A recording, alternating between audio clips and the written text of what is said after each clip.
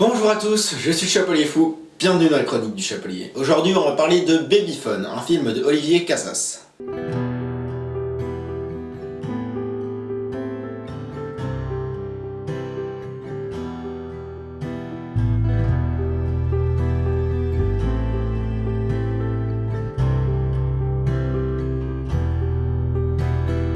Donc Babyphone, c'est un film avec Mehdi Sadoun, avec Anne Marivin, avec Pascal Demolon. Ça pas un peu con lui. Avec Lannick Gautry, avec Michel Jonas, avec Marie-Christine Adam et avec Barbara Schultz. C'est l'histoire d'un couple qui a eu un bébé il y a peu et qui donc invite des amis pour la première fois depuis sa naissance. Les choses se corsent au fur et à mesure parce que comme dans tout groupe d'amis, tout le monde a ses casseroles, machin à coucher avec truc et bidule ment à chose depuis des années, ce genre de conneries. Et une partie de ces casseroles est révélée au grand jour quand deux de ses amis parlent dans la chambre du bébé et ne se rendent pas compte que le babyphone est allumé et donc que tout le monde les entend. Alors, soyons clairs, ce film est cool. La bande-annonce me donnait pas particulièrement envie, je dois admettre. Même le synopsis, l'idée de départ, des quelques secrets révélés avec le truc du babyphone, c'était pas tellement un truc que j'attendais. Mais au final, j'ai été agréablement surpris par ce film. Premièrement, et ça c'est un point très important, le film est très musical. Et pour ça, il faut saluer le compositeur qui s'appelle Laurent Aknin, et qui a fait un travail absolument incroyable. Et même sans parler des compositions originales qui sont nées pour le film, le reste de la BO est génial aussi. Honnêtement, au bout de même pas 2 minutes, on avait enchaîné un blues plus que sympa et un bon vieux rock. Et quand je dis bon vieux rock, je parle pas du groupe de la jeunesse de Papy, hein. Là on est sur du Deep Purple, il y a du niveau quand même. Par contre, faut dire quand même que bon, ça c'est peut-être parce que je suis zikos, mais voir une personne néophyte tenter d'expliquer un truc musical à quelqu'un d'autre, c'est assez gênant. Et ça va m'amener au défaut principal du film. L'humour est par moments assez lourd et il y avait des moments pendant la séance où c'était même assez gênant. Si vous avez vu les extraits, vous devez en partie savoir de quoi je parle, mais c'est vraiment très loin d'être le pire. En plus, évidemment, qui dit mensonge et comédie française dit forcément quiproquo et ça a le don de m'énerver.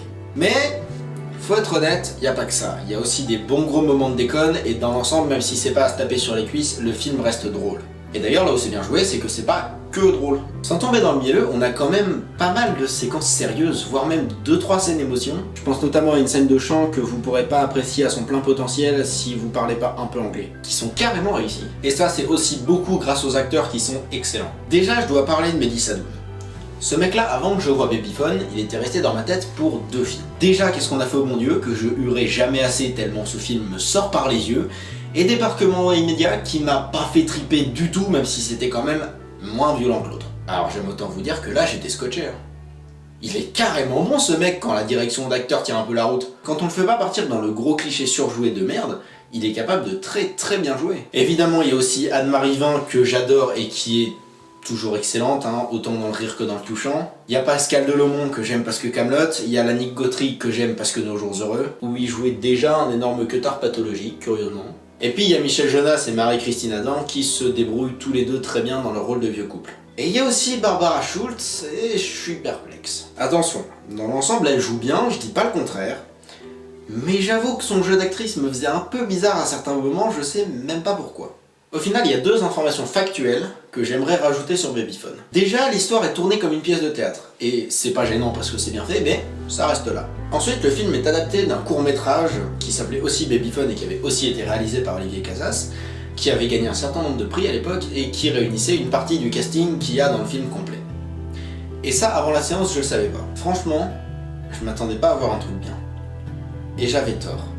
Alors allez voir Babyphone à sa sortie, parce que c'est un bon film avec des acteurs et des musiques au top, et que vous allez passer un bon moment. C'est la fin de cette chronique, si elle vous a plu n'hésitez pas à mettre un pouce bleu, si elle vous a pas plu n'hésitez pas à mettre un pouce rouge. Si vous avez des questions ou des interrogations sur la chronique ou sur le film, mettez-les dans les commentaires, c'est juste en dessous, c'est fait pour ça.